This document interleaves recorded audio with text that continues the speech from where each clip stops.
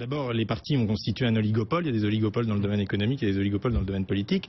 Ils ont conçu la loi électorale de manière à maintenir leur oligopole. Duopole même. Ça se nous offre en gros. Et le jour où le duopole casse, c'est parce que, comme on voit dans les nouvelles technologies, créer de la disruption sur les marchés, ça arrive, à un moment ça casse, et alors là, les anciens n'ont plus rien. Et donc le problème, c'est que en fait, ce qu'on voit, c'est que de toute manière, on est dans une atmosphère de fin de régime, de fin de règne, qui est plutôt intéressante d'ailleurs, qui est assez fréquente dans l'histoire de France, quand même tous les 50 ou 60 ans, on a cette capacité de faire table rase et de repartir en base zéro. Quand De Gaulle arrive en 58, il fait 13 ordonnances, c'est de la base zéro, c'est-à-dire on refait tout.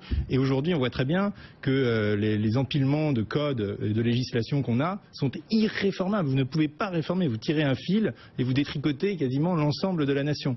Et donc, arrivera forcément un moment où on refera ces choses-là. Le code du travail, on le refera, le code du humanisme, on le refera, la fiscalité, on la refera entièrement. Et on repartira de zéro, quoi. On fera tabula rasa. Et on sait faire. Oui. C'est plutôt dans notre tradition. Et donc, évidemment, la question est quel va être le catalyse. Est-ce que ça va être un catalyse politique, fiscal, social, mais il me semble que la tradition bipartisane, PS, UMP, les institutions de la 5e ont à peu près vécu dans l'esprit des gens. Maintenant, est-ce que ça va prendre 1 an ou 5 ans ou 10 ans ça, je donne ma langue au chat, mais le plus tôt sera le mieux.